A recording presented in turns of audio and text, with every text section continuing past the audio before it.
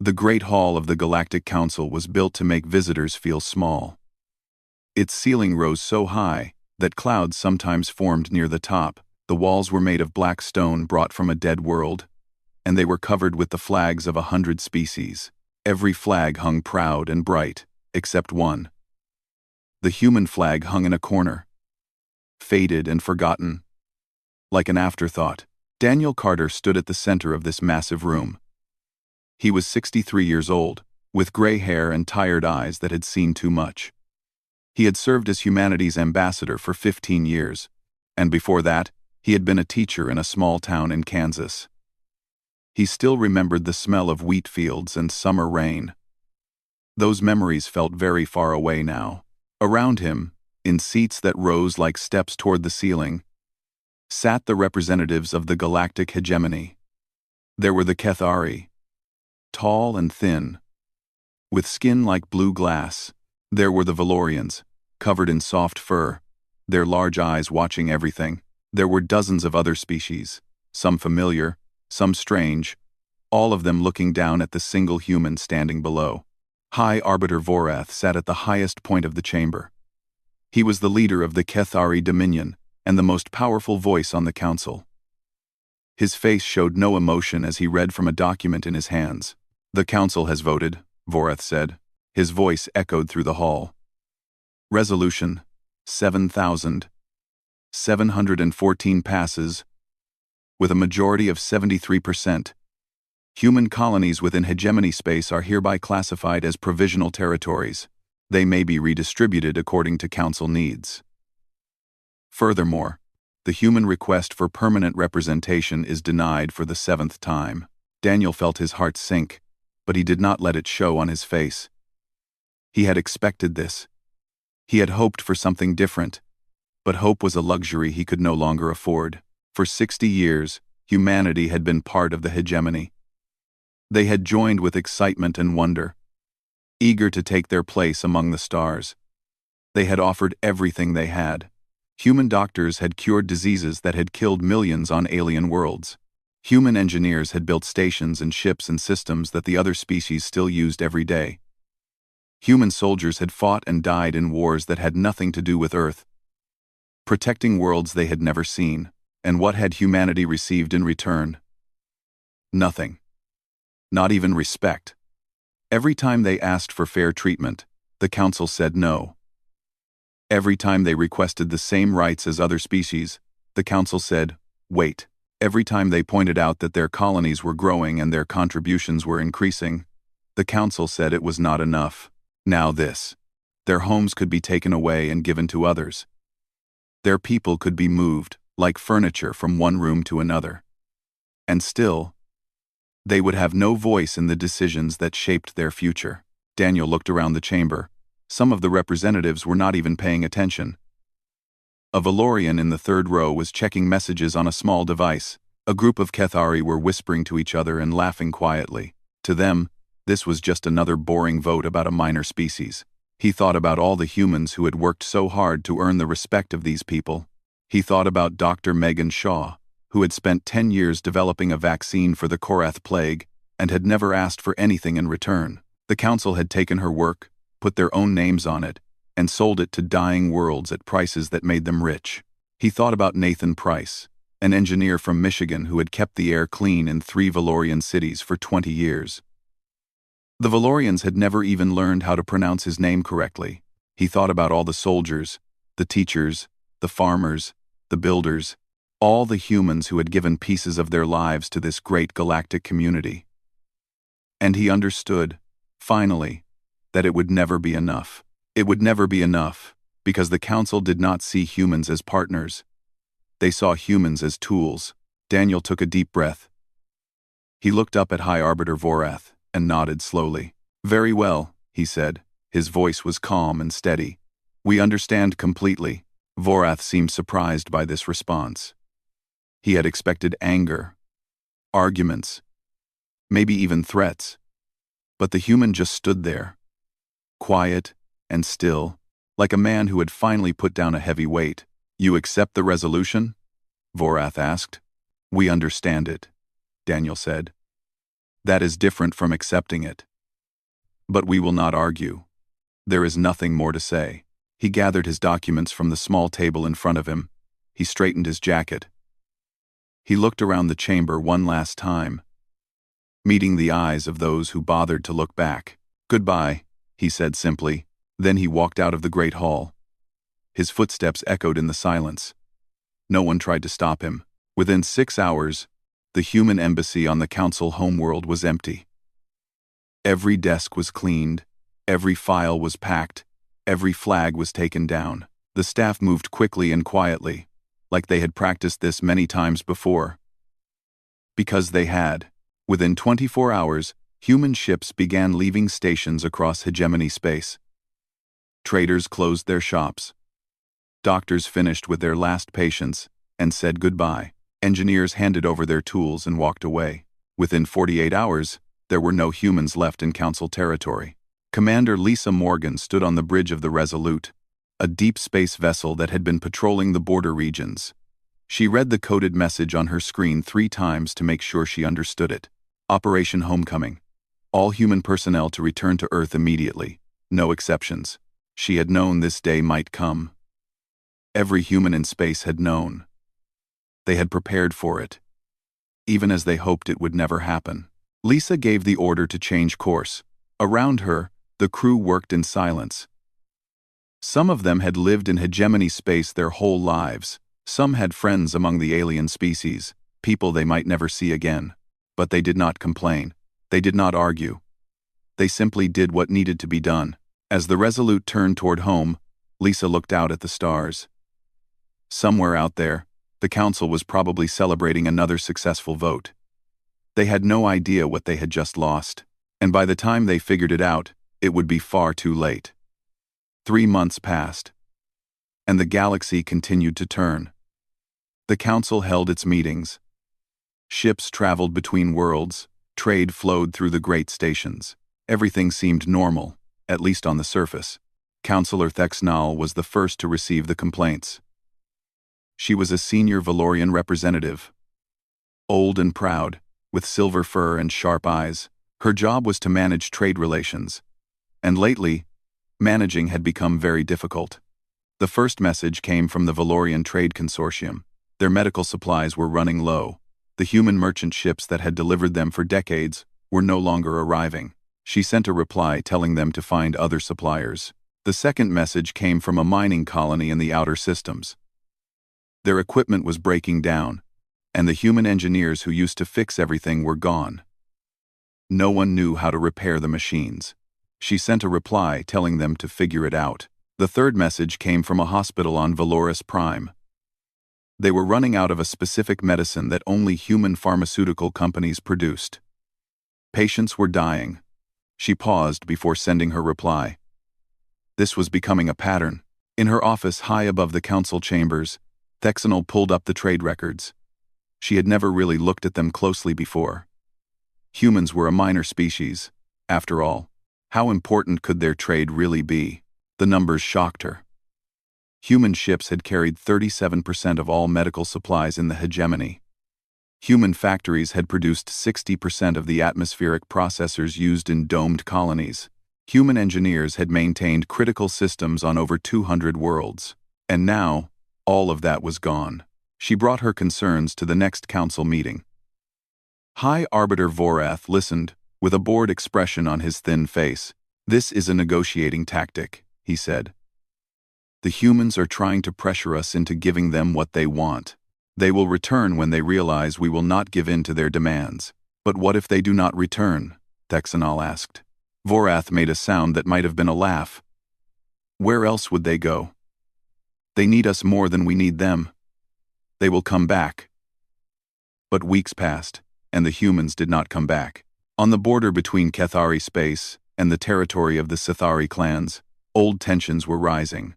The Sithari were a warrior species, proud and aggressive. They had fought the Kethari for centuries before the hegemony brought peace. That peace had been maintained by human peacekeeping forces, soldiers who stood between the two sides and kept them from killing each other. Ambassador Kevin Brooks had warned the council about this years ago. He had told them that the Sithari were waiting for a chance to restart the conflict. He had explained that human presence in the border zone was the only thing preventing war. The council had thanked him for his input and done nothing. Now the human peacekeepers were gone, and the Sithari were testing the borders. Small raids at first, then larger attacks. Kethari colonies sent desperate messages asking for help. The help did not come. High Arbiter Vorath sent a formal summons to Earth. The message was written in the strong language of command, demanding that human representatives return to discuss their obligations to the hegemony. The response came 3 days later. It was one sentence long. Humanity has no obligations to those who denied its dignity. Vorath read the message several times. He did not understand it. How could a minor species refuse a direct order from the council? Did they not know their place? He sent another summons, this one threatening consequences. There was no response at all.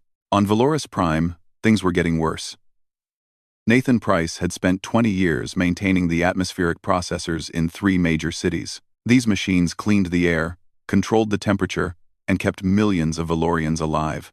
Nathan had upgraded them, improved them, and kept them running long past their expected lifespan. When he left, he took his knowledge with him. The replacement technicians were Valorian. They were smart and well-trained, but they had never worked with human technology before. Nathan's modifications were unlike anything they had seen. His notes were in a language they could not read. His tools were designed for human hands. Within 6 months, 2 of the 3 atmospheric processors began to fail. Warning lights flashed in control rooms. Alarms rang through empty hallways. The technicians worked day and night, but they could not figure out what was wrong. In the city of Kareth, the air started to smell strange. People began to cough.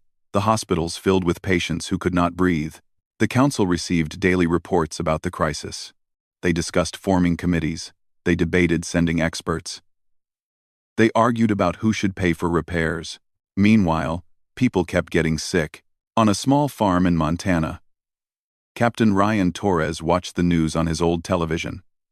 He had served in the hegemony military for 25 years. He had won medals for bravery. He had saved a Kethari colony from raiders, fighting through the night with wounds that should have killed him. When he retired, no one from the council had bothered to thank him. His pension had been half of what a Kethari soldier would have received. His service record had been filed away and forgotten. Now he sat on his porch, watching the sunset paint the mountains gold and orange. He felt a strange mix of emotions. Sadness. Mostly. He had genuinely loved his work. He had believed in the hegemony, believed that different species could work together for something greater than themselves. But you cannot keep giving to someone who sees your gifts as their right. You cannot keep offering your hand to someone who only takes and never gives back. His daughter came out to join him, carrying 2 cups of coffee. She was 20 years old, born on a space station, raised among the stars. Now she was learning to love the Earth she had never known. "Do you think they will ever understand?" she asked. Ryan took a sip of his coffee. It was hot and bitter, exactly how he liked it. "Maybe," he said. "But by the time they do, it will be too late to matter." In the Great Hall of the Galactic Council, the flags of 100 species still hung on the walls. The human flag was gone now, taken down and packed away. No one had noticed it was missing, but they would notice soon enough. By the end of the first year, the cracks in the hegemony had become deep wounds that would not heal. The frontier wars had returned with a violence that shocked everyone. The Saiteri clans pushed deeper into Kethari territory every month. Cities burned. Refugees fled by the millions. The great fleets of the Kethari Dominion fought back. But they had forgotten how to fight. For generations, human soldiers had done the hard work of keeping peace. Now the Kethari had to learn warfare again, and they were learning through painful defeats. High Arbiter Vorath watched the reports come in each morning. His blue glass skin had turned pale with stress. He had not slept properly in months. Every day brought new disasters, new failures, new crises that he did not know how to solve. The universal translators that everyone used had started to glitch. These small devices, worn behind the ear or implanted in the brain, allowed every species to understand every other species. They had been invented by human scientists 50 years ago. The Council had taken the technology, mass-produced it, and spread it across the galaxy. But they had never bothered to learn how it actually worked. Now the translation algorithms were drifting. Small errors at first, then larger ones.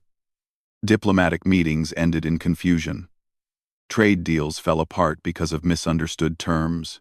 A minor insult in one language became a major offense in another, and no one could figure out how to fix it.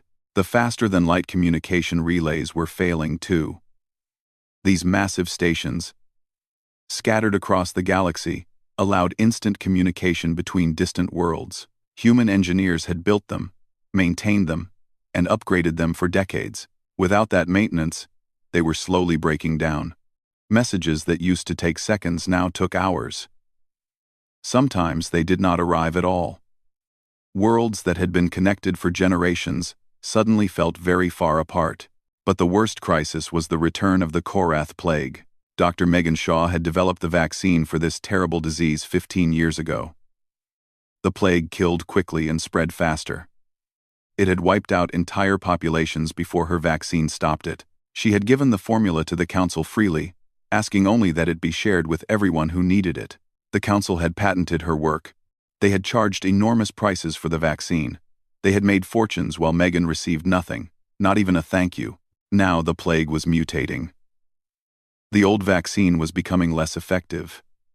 Megan had always updated her formulas as the disease changed, staying one step ahead of it. But Megan was gone. She was back on Earth, working in a small laboratory, no longer sharing her discoveries with those who had stolen her previous work. The plague returned to 3 systems in a single month. Hospitals overflowed. Morgues ran out of space. Desperate governments begged the Council for help, but the Council had no help to give. In her laboratory in Vermont, Megan Shaw read about the outbreaks. Her assistant, a young man named Peter Cole, watched her face as she scrolled through the reports. "You could save them," he said quietly. "You know how to stop this." Megan was silent for a long moment. She thought about all the years she had spent helping the hegemony. She thought about the patients she had saved, the lives she had protected, the gratitude she had never received. "They never saw me as a doctor," she finally said. "They saw me as a resource, a machine that produced vaccines. They did not care about my name or my work or my people. They only cared about what they could take from me." She closed the reports and turned back to her work. If they want to survive, they will have to learn to take care of themselves. The Council decided that force was the only answer. If the humans would not return willingly, they would be compelled. High Arbiter Vorath ordered the largest fleet in hegemony history to gather at the border of human space. 200 warships, carrying soldiers from a dozen species, prepared to remind humanity of its place. Admiral Kethoran commanded the fleet. He was old and experienced, a veteran of many wars. He had never fought humans before. But he did not expect much resistance. Humans were a young species, barely a century into space travel. They had no great fleets, no powerful weapons, no military tradition. They would surrender quickly once they saw the might of the hegemony. The fleet entered human space on a cold morning in January. They found the humans waiting for them. The defense stations were unlike anything the Admiral had ever seen. They hung in space like silver flowers, beautiful and deadly. Their weapons systems powered by technologies that hegemony scientists could not identify. Behind them floated a fleet of human warships, smaller than the hegemony vessels but moving with a speed and precision that seemed impossible. Commander Lisa Morgan spoke to the Admiral through the communications system.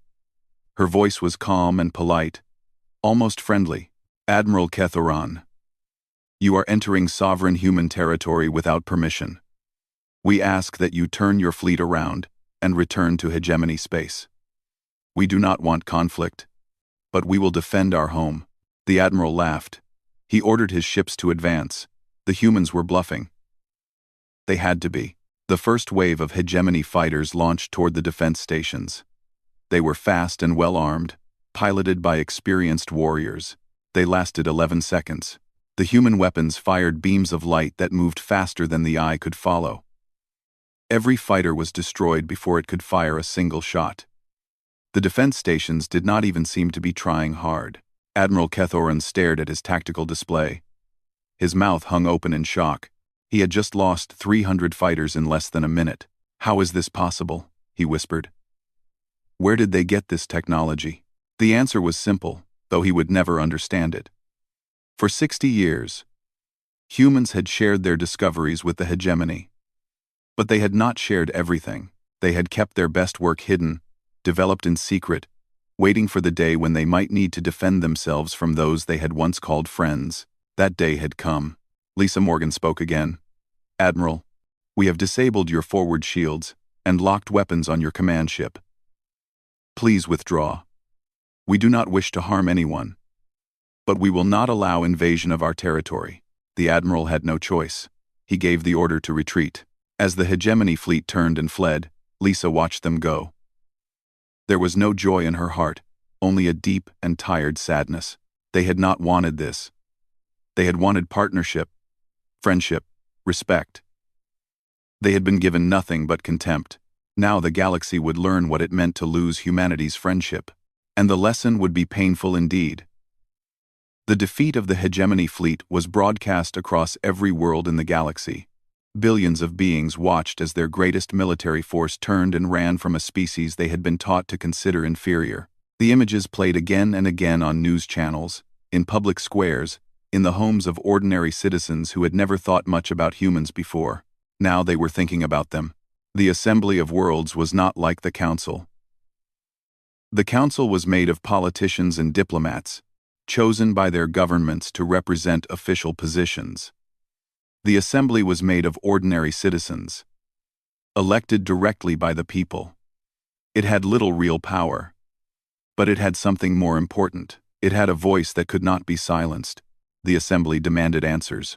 Councillor Thexnal was chosen to speak for the Council. She stood on a stage in front of thousands of Assembly delegates, with cameras broadcasting her words to every corner of the hegemony. Her silver fur was carefully groomed, her posture straight and confident, but her eyes showed fear. "The human withdrawal is regrettable," she began. "However, we must remember that humans have always been a junior partner in our great alliance. Their contributions, while appreciated, were never essential. The current difficulties are temporary. We will adapt and overcome." A delegate from a small agricultural world raised her hand. She was young, barely out of university, elected because her community trusted her honesty. "Councillor Thexnal," she said, "I have read the trade records. Human contributions made up nearly 40% of our medical supply chain.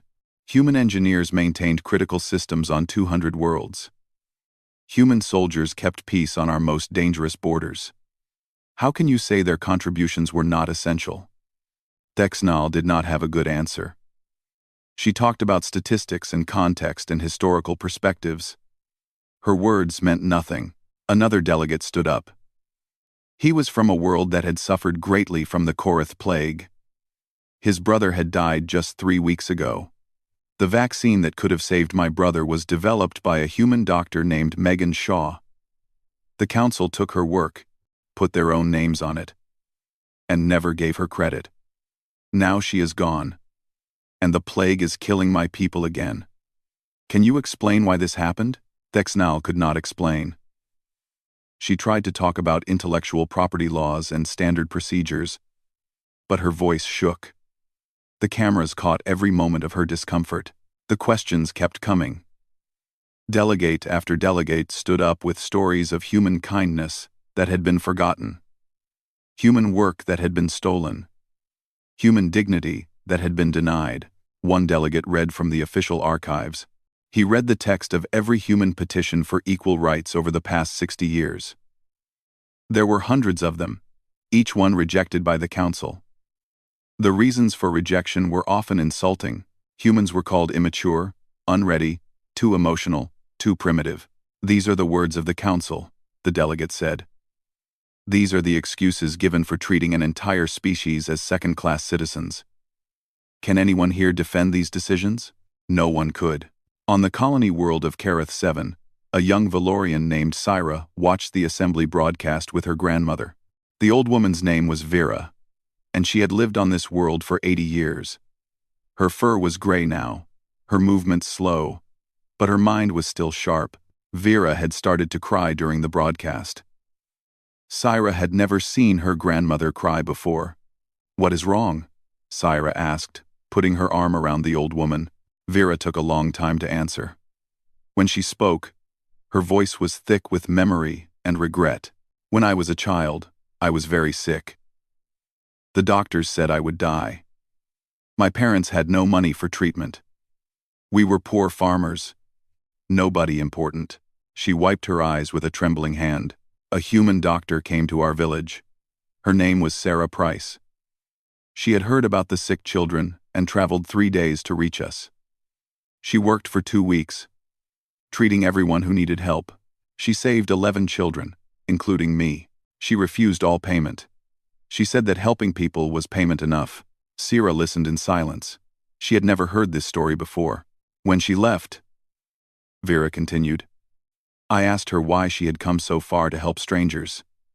She smiled at me and said, 'Because that is what humans do. We help.' I never forgot those words." The old woman looked at the screen, where politicians were still struggling to answer questions they could not answer, "And we let them send her people away. We stood by and did nothing while the council treated them like servants. I never even said thank you." Syra thought about all the humans she had known in her own life. There was Chris Palmer, who had helped her father start a successful farm. There was Katie Palmer, who had taught Syra to read and write in Standard Common. They had been kind people, always ready to help, never asking for anything in return. Now they were gone. They lived on some small street on a planet called Earth, their work erased from history by order of the council. Back at the assembly, a junior delegate from a world so small it barely had a name asked a simple question. His voice was quiet, but in the silent hall, everyone heard him clearly. What did the humans ever do to deserve this treatment? The question hung in the air like smoke. Councillor Thexnall opened her mouth to answer, then closed it again. She had no words. None of the council members had words, because there was no answer. The humans had done nothing wrong. They had given generously, worked faithfully, and asked only for basic respect. They had been refused again and again, until finally they understood that respect would never come, so they had left, not in anger, not in vengeance, but in quiet acceptance of a truth they could no longer ignore. The broadcast ended with that unanswered question echoing across the galaxy. In homes and offices and public squares, billions of beings sat in uncomfortable silence, confronting a shame they had never allowed themselves to feel before. And in the great archives of the council, researchers began digging through old files, looking for the full history of human hegemony relations. What they found would change everything. The lies were about to be exposed. The theft was about to be revealed, and those who had benefited from human suffering would finally have to answer for what they had done. 10 years had passed since the day Daniel Carter walked out of the Great Hall. The galaxy had changed more in that decade than in the previous century. The Galactic Council no longer existed. It had not been destroyed by war or revolution. It had simply fallen apart, piece by piece, as the lies and corruption that held it together were exposed to the light. The archives had been opened, the secret deals, the stolen technologies, the quiet exploitation of weaker species, all of it had become public knowledge. High Arbiter Vorath had been removed from power in the 3rd year. His own people had turned against him when they learned how he had enriched himself while the frontier wars killed their sons and daughters. He died in exile on a frozen moon, alone and forgotten. Councillor Thexnall had resigned in the 5th year. The shame had become too much for her to carry. In her final public statement, she had apologized to humanity for her role in their mistreatment. It was too little and far too late, but at least she had tried. The Kethari Dominion had splintered into 5 smaller nations, each one blaming the others for the failures of the past. The Saitari clans had won their war, but victory had brought them nothing but more enemies and fewer friends. The Valorian Trade Consortium had collapsed into bankruptcy, its wealth built on human labor that no longer existed. The great hegemony that had ruled 1,000 worlds was gone. In its place was chaos, conflict, and a deep uncertainty about what would come next. On Earth, humanity had been busy. Not with war or revenge, but with building something new. They had welcomed refugees from the chaos of hegemony space. They had shared food and medicine with worlds that were suffering. They had done exactly what they had always done, helped those who needed help, without expecting anything in return. But this time, things were different. This time, humans remembered what had happened before. They were kind, but they were no longer naive. They gave freely, but they kept records. They helped everyone, but they trusted no one completely. The first delegations from the former hegemony worlds arrived in the 7th year. They came with their heads bowed and their hands empty, having lost everything they had once taken for granted. They expected anger. They expected punishment. They expected humans to treat them the way they had treated humans. Instead, they found Daniel Carter waiting for them. Daniel was 73 years old now. His hair had gone completely white, and his face was lined with age. But his eyes were still kind, just as they had always been. He had retired from official service. But when the first delegation arrived, he had agreed to meet them. The delegation was led by a young Valorian named Syra. She was the same girl who had watched the assembly broadcast with her grandmother 10 years ago. Now she was a diplomat, chosen by her people to seek a new relationship with humanity. She was terrified. She had prepared a long speech, full of apologies and explanations and promises. But when she stood before Daniel Carter, all her prepared words disappeared from her mind. "We are sorry," she said simply. "We did not understand what we had until it was gone." Daniel looked at her for a long moment. He saw her fear, her shame, her genuine desire to make things right. He saw in her something he had rarely seen in council chambers: honesty. "We did not leave to punish you," he said. His voice was gentle, like a teacher explaining something to a struggling student. "We left because we finally understood something important. You cannot give your heart to people who see it as a resource to be mined. You cannot keep offering friendship to those who only see you as a tool." Syra nodded. She understood. Her grandmother had helped her understand. "What must we do now?" she asked. Daniel smiled. It was a sad smile, but there was hope in it too. "You must learn to see us as equals. Not because we have powerful weapons or advanced technology. Not because you need our help. But because every thinking being deserves basic dignity, no matter how young or old their species might be." The negotiations that followed were long and difficult. There were no easy solutions. No quick fixes for decades of mistrust. But slowly, carefully, new treaties were written. Fairer ones. Treaties that treated humanity as a partner, not a servant. Dr. Megan Shaw returned to her research. This time, her name appeared on every vaccine she developed. Her work was shared freely with those who needed it. But it was never stolen. She trained young scientists from dozens of species, passing on her knowledge to a new generation that would remember where it came from. Captain Ryan Torres helped train a new generation of peacekeepers. They were not just humans this time. They were Valorians and Cathari and Sithari and dozens of other species, working together as equals. They learned from humanity's example, but they also brought their own strengths, their own traditions, their own ways of making peace. Chris Palmer and his daughter Katie returned to Kareth 7. The old farm was still there, run by Valorians who had learned from Chris years ago. They welcomed the Palmers like family, because that is what they had become. On a warm evening in spring, Syra visited the great archive that had once belonged to the council. Most of it had been destroyed or scattered, but some records had been preserved. She walked through the quiet halls until she found what she was looking for. It was the file on humanity. Thousands of pages of reports, petitions, requests, and rejections. At the very end, someone had added a new entry. It was written in simple words, in a language that any species could understand. The humans asked only for dignity. We refused. They gave us everything they had. We took it without thanks. When they finally left, we learned how much we had lost. May the stars forgive us, for they will not forget. Cyrus stood there for a long time, reading those words again and again. Then she closed the file and walked out into the sunlight. The galaxy was healing. It would take generations to repair all the damage, to rebuild all the trust. But for the first time in years, there was real hope. Humanity had not conquered the stars. They had not sought revenge against those who had wronged them. They had simply stopped carrying the galaxy on their shoulders, and in doing so, they had taught the galaxy its most important lesson. True strength is not about power or weapons or control. True strength is knowing your own worth and refusing to accept anything less. The humans had known their worth all along.